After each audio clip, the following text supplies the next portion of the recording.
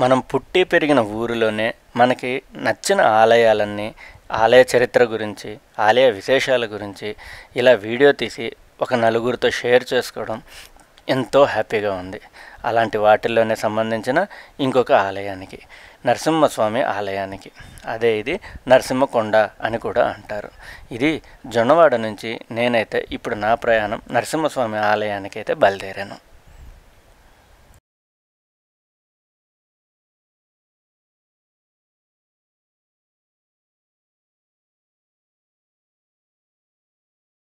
అండి మీ అందరికీ నేను మీ నరేష్ని, ట్రిప్ విత్ నరేష్లో ఈసారి నేను మిమ్మల్ని తీసుకెళ్ళబోతున్నాను నవనరసింహస్వామి క్షేత్రాలన్న ఆలయానికి.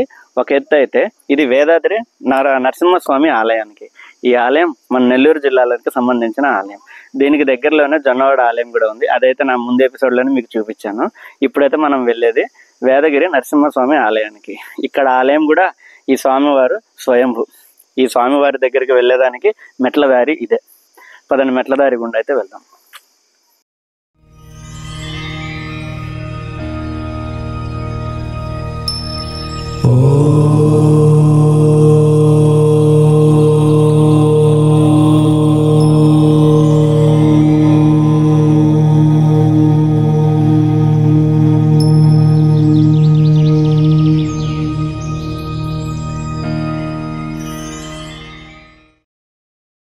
కాలినడకన వెళ్ళేవారు ముందుగా ఇక్కడ పూజించి పసుపు కుంకుమలు రాసి తర్వాత భక్తులు స్వామివారికి వద్దకు బయలుదేరుతారు.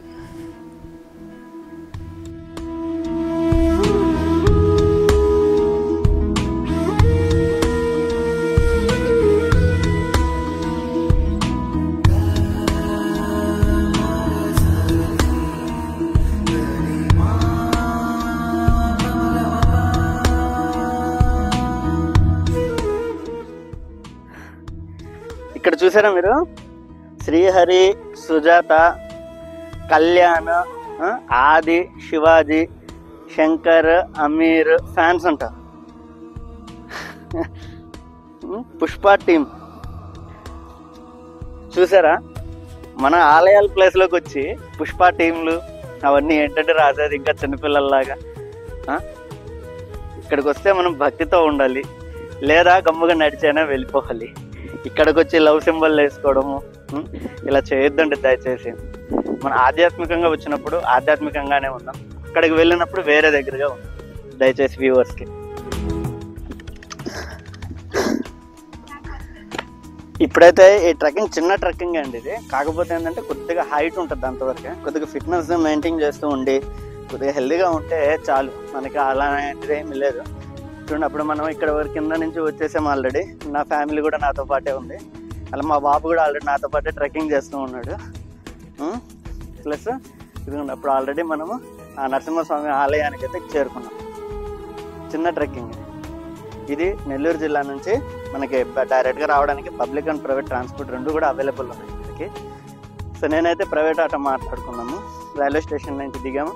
అక్కడి నుంచి 350 రూపాయలకి జొన్నవాడకి ప్రైవేట్ ఆటో ఒకటి మాట్లాడుకున్నాం. అక్కడ నుంచి ఇక్కడికి 200 రూపాయలకి అదే ఆటోని మాట్లాడుకొని కంటిన్యూ చేశాం. నాని, చెంచమ్మ, ముత్యాలమ్మ అంట. చెంచమ్మ లవ్ సుద్రమ్మ. చూసారా, ఇటువంటి నేను అనేది రాయొద్దని చెప్పనేది. ఇదంటే యాక్చువల్గా మనం ఏంటంటే భక్తితో ఎప్పుడో ఒకసారి దేవుడి గుడికి వస్తుంటాం. వచ్చినప్పుడు ఈ విధంగా పెయింట్లు వేసే సింబల్స్ వస్తే లవ్ వచ్చేస్తుందండి. మనం వచ్చేసి ఏంటంటే దేవుడి గురించి వస్తున్నాం, వచ్చామా దర్శనం చేసుకున్నామా, అక్కడ పరిసర ప్రాంతాలన్నీ నీట్గా ఉంచామా, బయలుదేరాం. అంతేగాని మనం ఇలా రాసి పెట్టుకుని ఉంటే ప్రేమ పుట్టద్దా?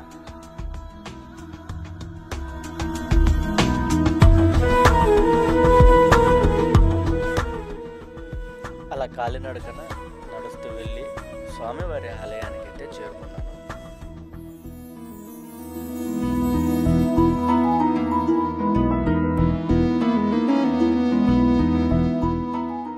ఇప్పుడు మీరు చూస్తున్న ఈ ఆలయం క్రీస్తు శకం 970-990 నాడు పల్లవ రాజైన విక్రమసింహ చేత నిర్మించబడిన శ్రీ ఆదిలక్ష్మి సమేత వేదగిరి శ్రీ లక్ష్మీనరసింహస్వామి వారు స్వయంభూగా వెలిసిన ఆలయం.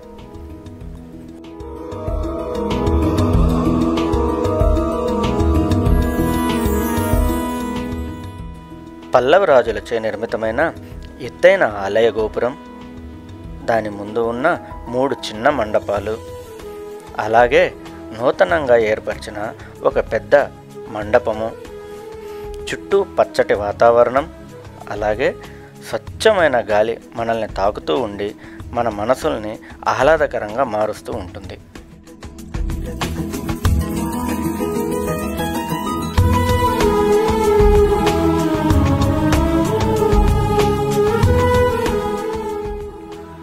ఆలయ గోపురం మీద ఉన్న అలనాటి శిల్పకళా నైపుణ్యం, అలాగే చారిత్రాత్మకమైన కట్టడాలు, ఆలయం యొక్క శిలాఫలకాలు మనల్ని మంత్రముగ్ధుల్ని చేస్తూ ఉంటుంది.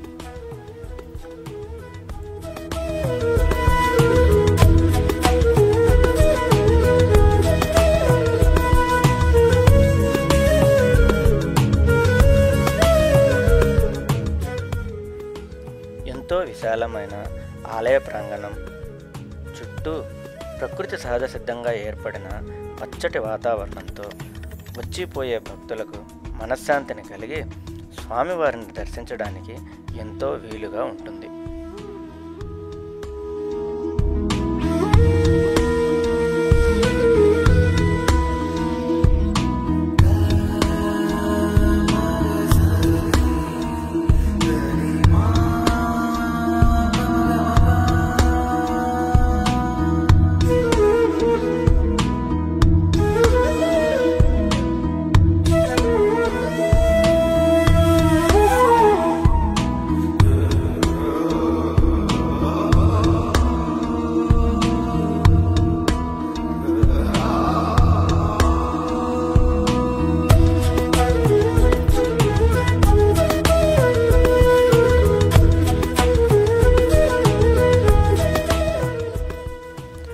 ఆలయంలోకి ప్రవేశించిన తర్వాత మొదటగా మనకు కనపడేది ఎత్తైన ధ్వజస్తంభం, దాని ముందుగా ఉండే బలిపీఠం. దాని తర్వాత ఈ మెట్ల ద్వారానే స్వామివారి ఆలయానికి చేరుకునే మోక్ష మార్గం.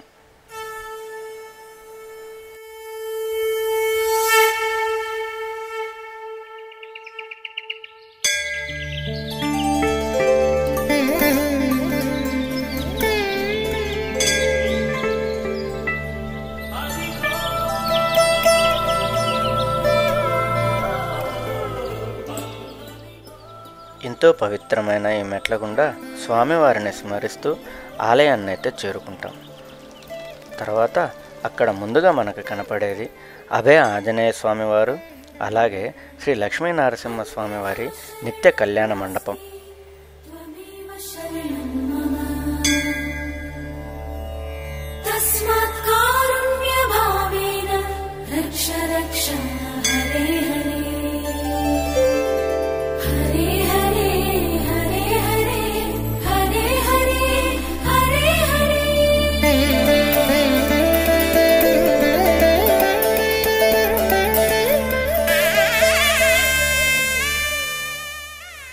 ఇప్పుడు ఈ ఆలయం యొక్క చరిత్ర, ఇక్కడ శ్రీ లక్ష్మీ నరసింహస్వామి వారు స్వయంభుగా ఎలా వెలిశారో ఇప్పుడు మనం తెలుసుకుందాం. పూర్వం కశ్యప ప్రజాపతి లోక కళ్యాణార్థం సప్త మహర్షులచే యజ్ఞం చేయుత పెట్టి వేదగిరికి దక్షిణ దిక్కున ఉన్న లోయలో 7 హోమకుండములు ఏర్పరిచారు. యాగం సంరక్షణార్థం శ్రీ గోవిందరాజస్వామి వారిని ప్రతిష్ఠ గావించి యాగమును నిర్విఘ్నంగా పూర్తి చేశారు. ఆ యాగం పూర్ణాహుతి నుండి వైశాఖ శుద్ధ చతుర్దశి స్వాతి నక్షత్రం సాయం సంధ్యా సమయమున ఉద్భవించిన తేజస్సు జ్యోతి రూపమున ఉత్తర దిశగా ప్రయాణించింది. ప్రస్తుతం స్వామివారు వెలిసి ఉన్న గుహలో అంతర్ధానం అయ్యింది. ఆ జ్యోతి వెంబడి వచ్చిన కశ్యప ప్రజాపతి మహర్షులు గుహలో జ్యోతి స్థానంలో వెలిసి ఉన్న శ్రీ లక్ష్మీ నరసింహస్వామి వారిని గావించి అచ్చటనే స్వామిని ప్రతిష్ఠ గావించారు.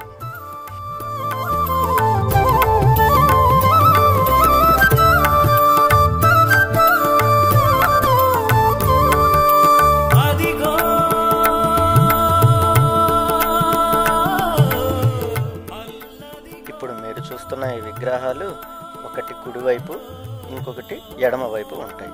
కుడివైపు ఉన్నది జైగాను, ఎడమవైపు ఉన్నది విజయగాను పరిగణించబడతారు. వీరు విష్ణుమూర్తికి ద్వారపాలకులుగా ఉంటారు.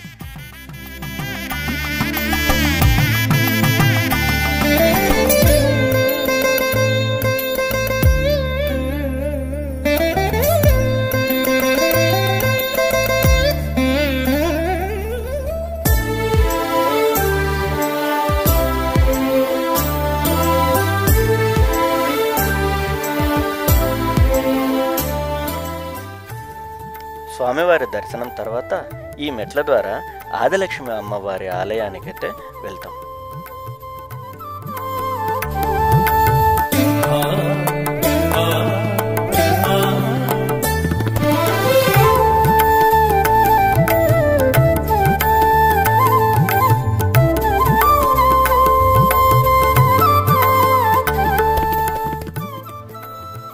ఈ ఆలయం కొండ మీద ఉండడంతో దిగువన ఉన్న గ్రామాలు అలాగే జొన్నవాడ ఆలయం మనకి ఇక్కడ నుంచి దర్శనమిస్తుంది. పినాకిని నది తీరం అనగా ఇప్పుడు కాలక్రమేణా పెన్నా నదిగా మారింది. ఈ నది కూడా మనకి ఈ ఆలయం పైనుంచి దర్శనమిస్తుంది. అలాగే చుట్టూ పచ్చటి వాతావరణం, చల్లటి వీచే గాలులు భక్తుల మనసుల్ని ఆహ్లాదకరంగా మారుస్తూ ఆధ్యాత్మికం వైపు మనల్ని నడిపిస్తుంది.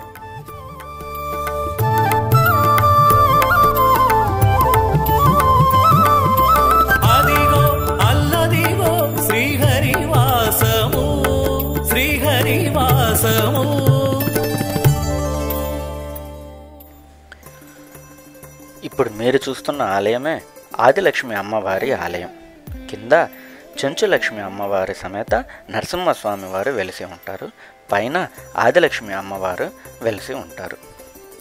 ఇక్కడ నుంచి మనకి కింద ఉన్న చెంచులక్ష్మి నరసింహస్వామి ఆలయ శిఖరం మనకి కనపడుతుంది.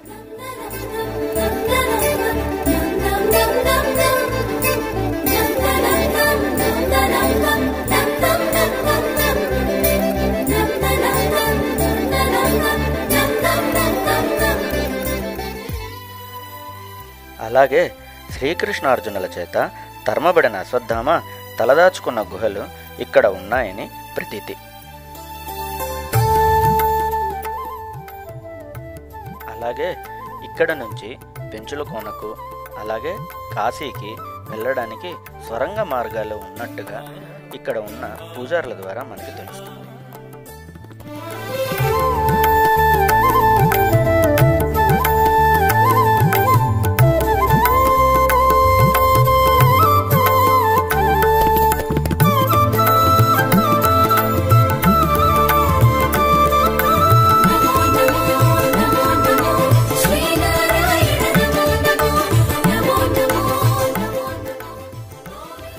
ఇక్కడ స్వామివారి జన్మ నక్షత్రమైన స్వాతి నక్షత్రం రోజున స్వామివారికి ఇక్కడ అఖండ దీపం వెలిగించి అర్జిత సేవలు, పల్లకి సేవలు జరిపిస్తారు.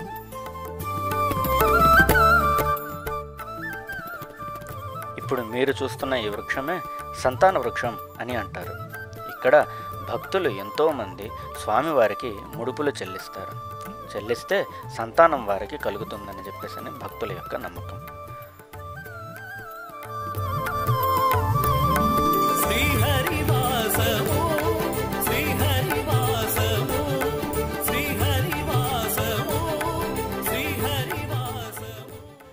ఈ ఆలయం 1200 సంవత్సరాల కిందట పల్లవరాజులు గోలోని స్వామివారిని సింహాకారంగా దేవాలయంలో నిర్మించినట్లు శాసనాల ద్వారా మనకి తెలుస్తుంది. పల్లవుల యొక్క చిహ్నం సింహం కావడంతో ఈ ఆలయాన్ని ఎంతో చారిత్రాత్మకంగా శిల్పకళా నైపుణ్యంతో మలిచారు.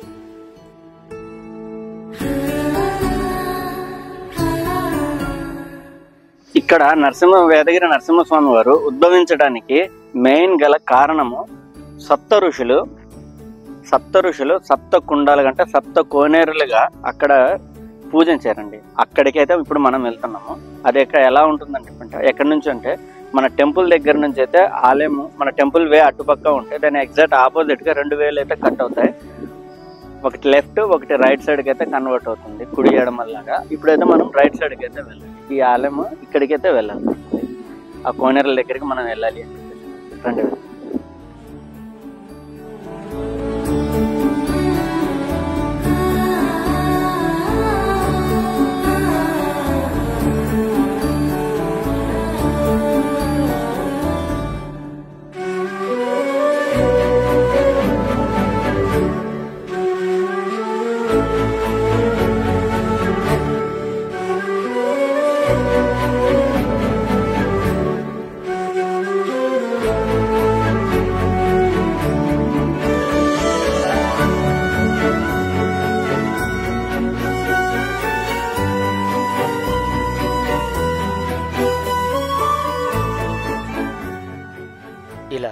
దారి మధ్య మార్గంలో శిథిలావస్థలో ఉన్న ఎన్నో చోళ మండపాలు మనకి కనపడతాయి.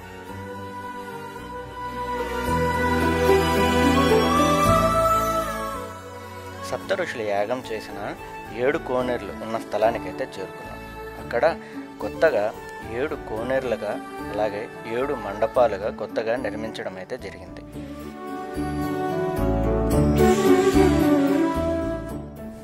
అలాగే ఇప్పుడు మీరు చూస్తున్న ఈ ఆలయం యాగమును నిర్విఘ్నంగా పూర్తి చేసేందుకు నిర్మించిన శ్రీ గోవిందరాజస్వామి వారి ఆలయం.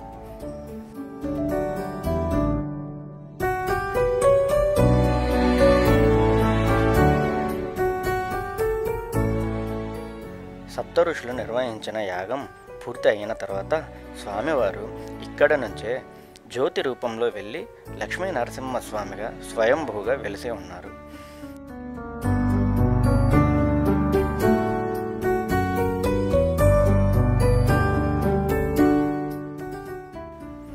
ఎంతో ప్రశాంతమైన వాతావరణంలో ఈ 7 కోనేరులను దర్శించి అలాగే ఎదురుగా ఉన్న కొత్తగా నిర్మితమైన ఈ 7 మండపాలు ఇంకా ఈ అందాన్ని రెట్టింపు అయితే చేస్తాయి.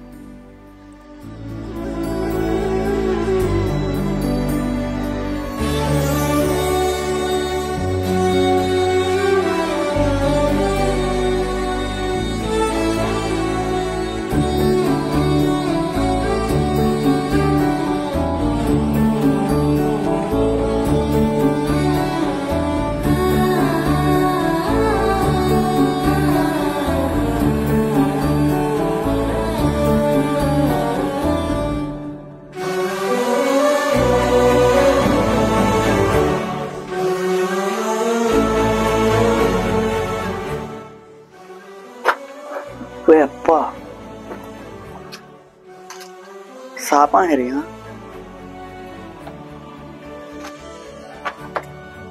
సో ఇక్కడ పాములు కూడా ఉన్నాయండి. ఇక్కడ ఇదేదో పాతది ఉన్నట్టుంది. ఇది పాములు కుసుము, పాములు వదిలిన కుసుము.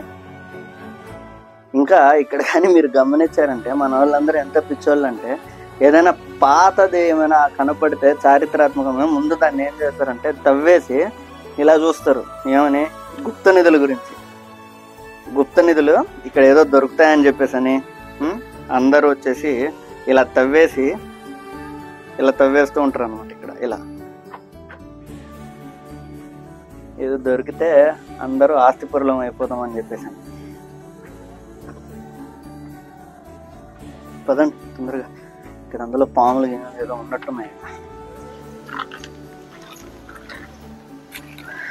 ఏదైతే మీరు ఈ చెట్లు చూస్తున్నారో ఇది మనకి అటవీ ప్రాంతం కూడా కాదు, కొండ ప్రాంతంలో మాత్రం మోస్ట్లీ మనకైతే కనపడతాయి. ఇవి నిన్నే నల్లేరు చెట్టు అని చెప్పేసి అని అంటారు అనమాట. ఇది నేను చిన్నప్పుడు మా అమ్మ వాళ్ళు నాకు దీంతో చట్నీ చేసి పెట్టేవాళ్ళు. నాకు అది గుర్తొచ్చింది, ఇప్పుడు మీతో పాటు షేర్ చేద్దాం.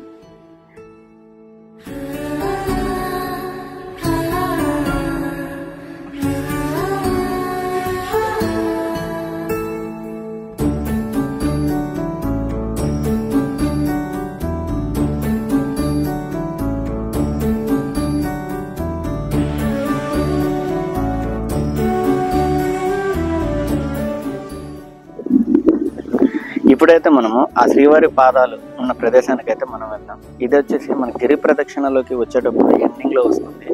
అలాగే ఆలయానికి వెనక పక్క నుంచి కూడా మనం అయితే వెళ్ళొచ్చు. సో వెళ్దాం పదండి. ఇదైతే దారి.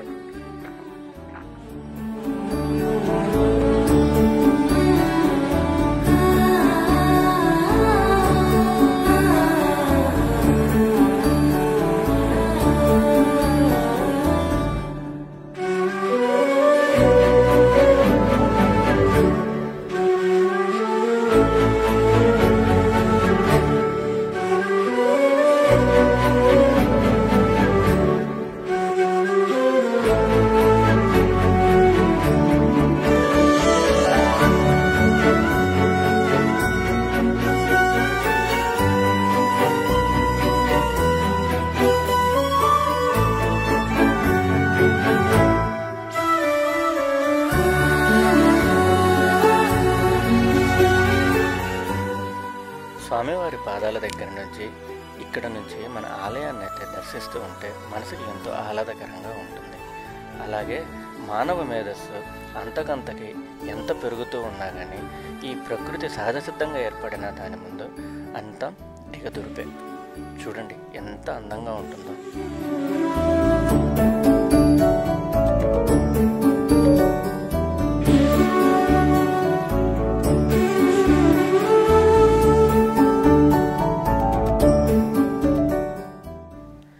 ఇక్కడ మీకు ఏదైతే సిమెంట్ రహదారి కనపడుతుందో అది మొత్తం గిరి ప్రదక్షిణ ఆ గుడి చుట్టూ అయితే ఉంటుంది. అది 1 కిలోమీటర్ 1.5 కిలోమీటర్ వరకు అయితే ఉంటుంది. అలా ప్రకృతి అందాలను ఆస్వాదిస్తూ ఉండగా పాపం వాళ్ళకి ఏం కష్టం వచ్చిందో పాపం కదా. ఇక్కడ మీతో ఒక విషయం షేర్ చేసుకోవాలండి. మన సనాతన ధర్మాన్ని మనమే కాపాడుకోవాలి. అలాగే మన ఆలయ పరిసర ప్రాంతాలన్నీ మనమే శుభ్రంగా ఉంచుకోవాలి. ఈ వీడియోలో ముందుగా చూపించిన దాని ప్రకారం స్వామివారి మెట్ల దగ్గర కూడా కొన్ని పేర్లు, అలాగే దారి మొత్తం కూడా అలాగే ఉంది. అలాగే ఏడుకోనేర్ల దగ్గర వెళ్ళేటప్పుడు కూడా అలాంటి పేర్లే చాలా ఉన్నాయి. ఇంకా చివరికి ఈ స్వామివారి పాదాల దగ్గరికి వచ్చిన దగ్గర కూడా ఇటువంటి పేర్లు కొండల మీద కానివ్వండి, సహజసిద్ధంగా ఏర్పడిన కొండల మీద, బండల మీద ఇటువంటి పేర్లు రాసి మన ఆలయ ధర్మాన్ని మనమే కించపరిచిన వాళ్ళమైతే అవుతాం.